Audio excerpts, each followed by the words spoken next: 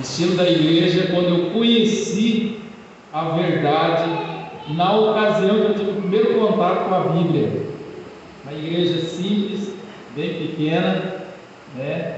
Família do Fábio estão ali, relembro um pouco dessa época, quando eu conheci a igreja. E fico feliz de existir. Creuza também está ali, tem algumas pessoas que eu já pude rever, o grande Alcino, né, Alcino? Feliz de vê-lo aqui, e alguns outros irmãos. Eu gostaria de fazer uma oração com você, tudo bem? Vamos orar? Pai bondoso, obrigado por ter nos trazido à sua casa para te adorar, para louvar o teu santo nome e para ouvir as tuas palavras. Que teu Espírito Santo trabalhe conosco, mude a nossa vida e permita que a cada dia possamos ser semelhantes a Jesus. É em nome de Cristo Jesus que pedimos. Amém. Amém. Obrigado, irmão. Bom dia. Desde que Deus criou o ser humano, Ele sempre teve um intento com o homem, de salvá-lo, transformar a vida do ser humano, dar uma oportunidade melhor para ele. Após a entrada do pecado no mundo, algumas coisas mudaram o rumo da vida do ser humano. Mas Deus não desistiu do ser humano, sempre foi atrás dele, colocando oportunidades para que ele entendesse o seu propósito e o seu plano. Nós conhecemos na história que, após alguns episódios, Deus convidou Abraão para que tornasse um grande líder e salvasse pessoas através da influência da sua família. Posterior a Abraão surge ali um de seus filhos, um menino chamado Isaac. Na genealogia de Isaac, nós nos deparamos com um de seus filhos também, Jacó. E ali conhecemos a história das 12 tribos de Israel, onde surge a grande liderança e história da vida da humanidade. O fato é que a história diz que um dos meninos de Jacó agora é vendido e vai para um lugar estranho, ermo, alheio à sua história, mas os seus irmãos não entendiam que havia um propósito e plano de Deus com aquele intento. Já diante deles, esse menino começa agora a preparar a salvação dos seus e da sua descendência. Eu falo de José. E agora diz a Bíblia que o povo de Israel é convidado a morar no Egito, porque uma fome os levou para lá. E saciado pela misericórdia de Deus e pela providência daquele governador que havia sido vendido como escravo e agora líder lá no Egito, José mantém a providência de vida deles. A Bíblia diz que eles ficaram por um bom tempo ali. Não era plano e propósito de Deus que ficasse tanto tempo, mas ficaram por bom tempo. Tornaram-se escravos e Deus então chama um homem para que pudesse então libertá-los dali da escravidão. E Deus chama Moisés. E Moisés retira os seus irmãos dali do Egito com direção a um lugar que Deus havia prometido bem antes para Abraão, a uma terra prometida onde mandaria leite e mel.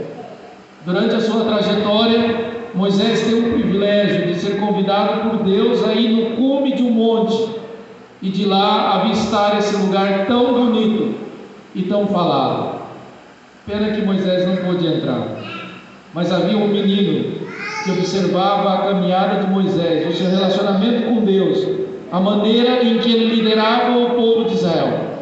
E Deus então dá agora a oportunidade a Josué para que continue as investidas até a chegada à terra prometida. E é Josué, sob a liderança de Deus, que assenta as tribos de Israel em cada um da sua localidade ali. A Bíblia diz então que posteriormente surgiram alguns líderes de Israel, e eu quero destacar entre eles 3 que eu acho interessante a história de cada um deles. Há um que nós o conhecemos como o grande, forte e poderoso Sansão, que Deus fez um convite para livrar o povo de Israel do sofrimento que havia tido por longo tempo ali dos seus inimigos. Um outro líder também, Deus chama ali Gideão, considerado caçula o menor em todas as tribos que existiam ali, e com um número bem pequeno, Deus poderosamente livra o povo de Israel dos midianitas.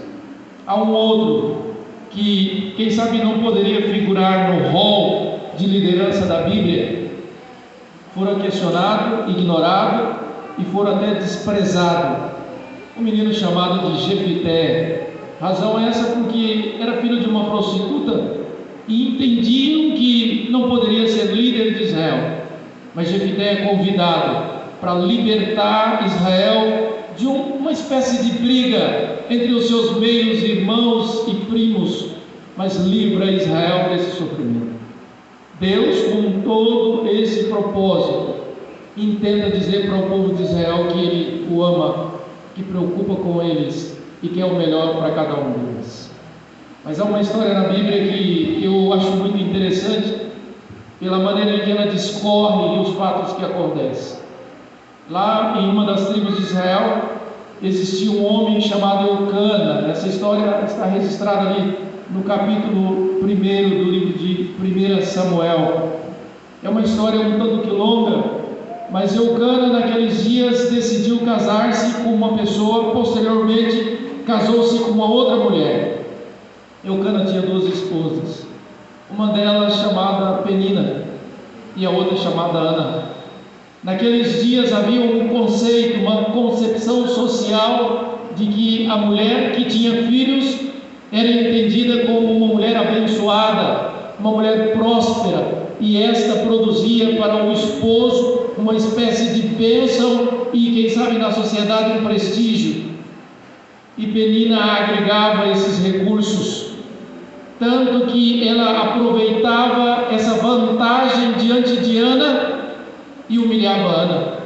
A Bíblia traz um grande histórico de tentativas e métodos usados por Penina para humilhar Ana, a ponto de levá-la a uma vida desprezível. Em várias ocasiões, Penina tinha ali a oportunidade de uma espécie de humilhação e provocação a Ana. Às vezes, quando das crianças de Penina estavam em casa, ela fazia questão de abraçá-los na frente de Ana, para que Ana pudesse ter inveja dessa atitude. Quando nos momentos de aniversário das crianças, Penina chamava diante de Eucana e exibia os meninos e dizia para Eucana que tinha que dar presente para eles. Quando as crianças vinham da escola, ela fazia questão de dizer assim para Eucana: olha, Joãozinho tirou nota 10 na prova, olha, Mariazinha foi elogiada na escola e você deve agraciá-los. Ana, cada dia que passava ali naquele ambiente, sentia uma mulher desprezada. Os familiares de Eucana, quando tinham a oportunidade de fazer uma visita ao seu lar, chamavam-o à parte e lhe faziam umas perguntas, dizendo assim: o que você quer com essa mulher? Essa mulher é amaldiçoada, ela não pode dar à luz a filhos. E o que é que você quer com uma mulher que não pode ser mãe? Para que serve uma mulher assim? Por que você não despede ela e manda embora? Veja Penina. Penina tem muitos filhos, e essa é a melhor felicidade de um lar, é ter filhos. Essa mulher aí, diziam de Ana, é um peso morto, é alguém que não tem valor, alguém que não tem serventia. Insistia com ele, dizendo: para que serve essa mulher? E isso chegava aos ouvidos de Ana, provocava muito Ana com esse tipo de tratamento. Às vezes, com alguma ou outras conversas que se viam em torno de filhos e família, Ana era deixada de lado, porque diziam assim que ela não entendia disso, porque não era mãe e não sabia o que era ter família. Como vivia humilhada aquela mulher todos os dias da sua vida. A Bíblia traz um histórico de que Ana, por muitas vezes, ia dormir e o sono não chegava. Passava a noite inteira rolando na cama, porque perdia o sono. Às vezes ia na cozinha com um prato para buscar um alimento e perdia o apetite. Por várias vezes, Ana deixou de alimentar, porque não tinha mais prazer. A vida de Ana parecia que não tinha mais sentido. O seu esposo, Eucana, quando vinha da rua, ele procurava trazer algo para dar a Ana e tentar, com uma espécie de compensação daquele sofrimento, às vezes entregava algo para Ana diferente do que dava para Penina, e Penina notava isso, e quando Eucana saía, Penina chamava Ana e dizia: eu vou te falar algo. Você imagina que porque ele te deu algo diferente do que me entregou, isso a torna aqui no lar alguém importante? Você não tem importância nenhuma aqui. Eu sou mais importante do que você, porque eu tenho filhos. Eu sou mãe. Você não tem filhos. Você não é mãe. Você não serve para nada. Você consegue entender o psicológico de Ana? Você faz ideia como era a vida daquela mulher naquele lar? Você consegue compreender isso? Era sofrimento grande demais. Eucana, às vezes tentava dizer para ela: gostaria de te dar algo, de fazer algo para mudar o seu histórico de vida e te ver feliz, mas nada ou qualquer coisa que ele tentasse fazer não mudava a história de vida de Ana, e aquilo era um sofrimento por demais. Mas um dia Ana conversou com Deus e ela tomou uma decisão. Ela naquele dia disse que sairia na manhã seguinte bem cedo. Ela iria para a igreja e ela iria ter uma conversa aberta e franca com Deus. Ela não queria conversar com ele ali na sua casa, mas ela escolheu a igreja para poder conversar com Deus.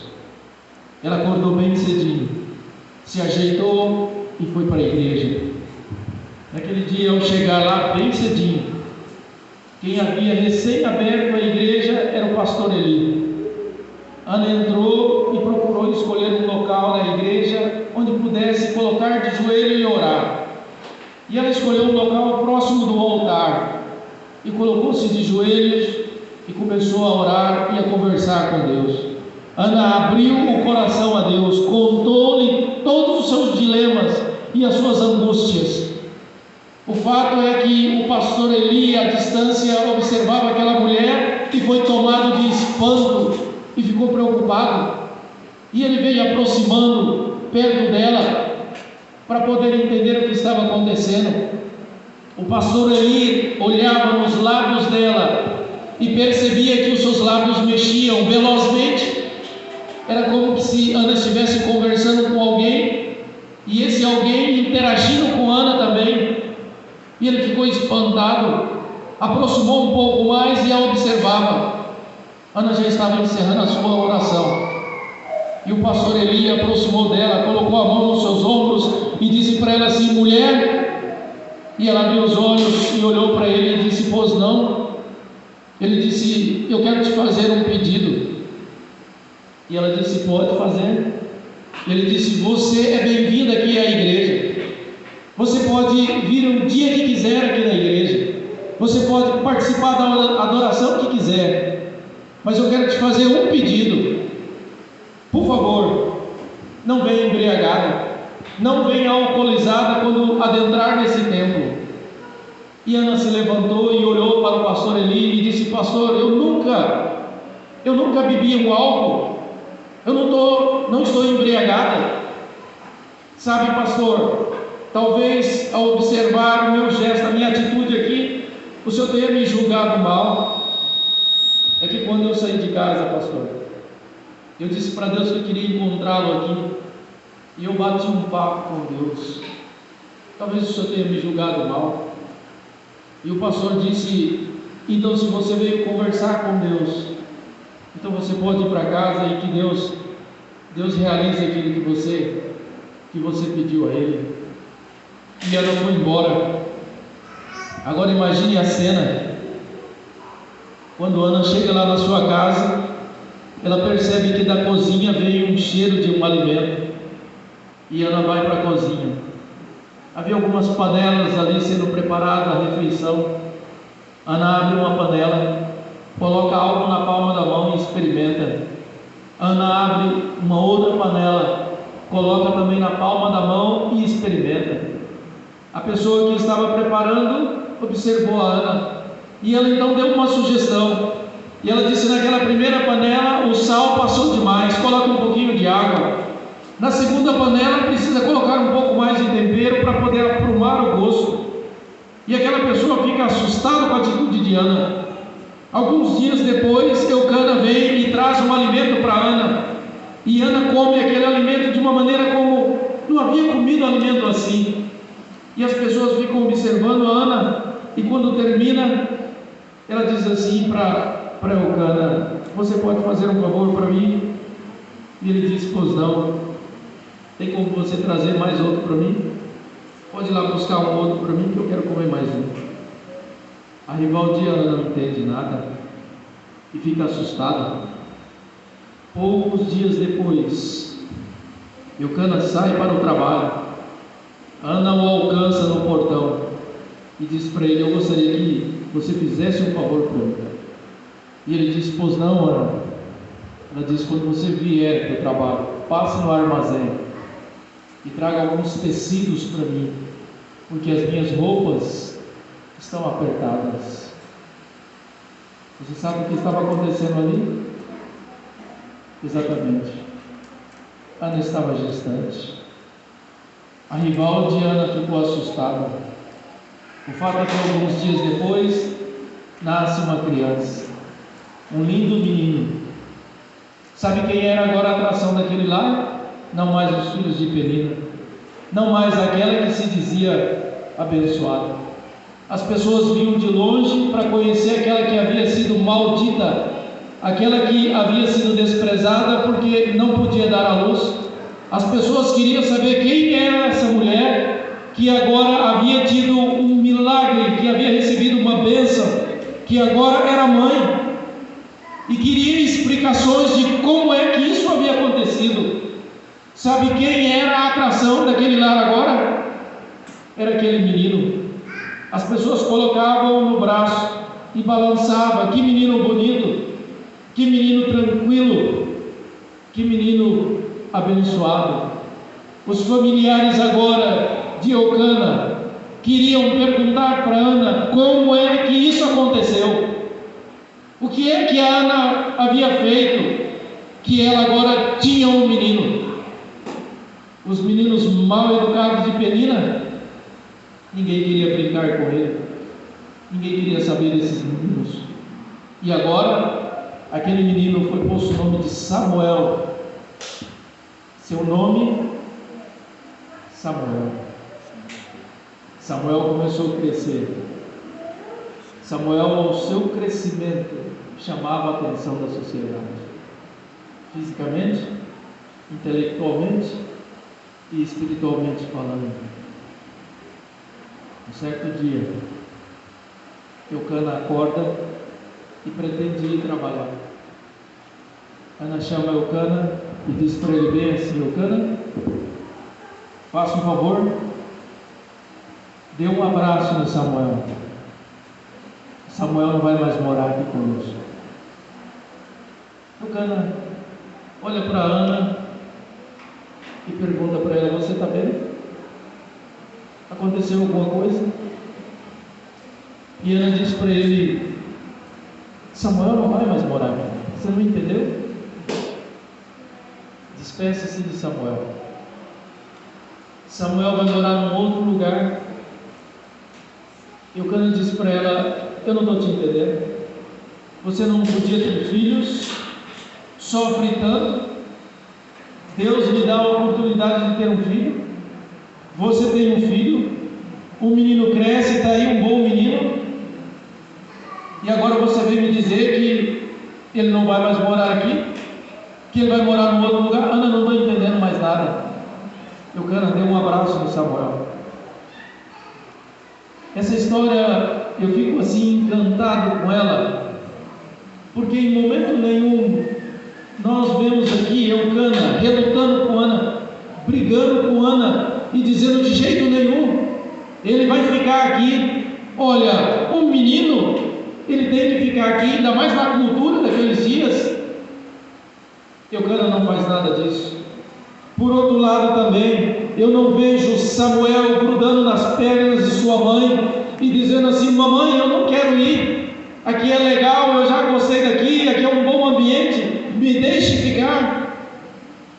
E também eu não vejo Samuel grudando nas pernas de seu pai e dizendo: papai, entre em defesa por mim, me socorra, eu não quero ir, eu não sei como é lá, eu quero ficar. Nada disso aconteceu. Submissão. Aparece aqui a submissão de Eucana e aparece aqui a submissão de Samuel. O fato é que naquele dia pai e filho se despedem. Eucana vai para o trabalho e Ana segura Samuel pelas mãos e o leva lá na igreja. Agora construa na sua mente a cena da chegada de Ana naquela igreja. Quando Ana chega na igreja, o pastor Eli está ali.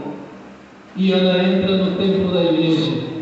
E Ana vai naquele lugar onde um tempo atrás havia estado ali. E como um filme relembra aqueles dias. E ela fica ali parada dizendo algumas coisas para Samuel. E de repente o pastor Eli aproxima.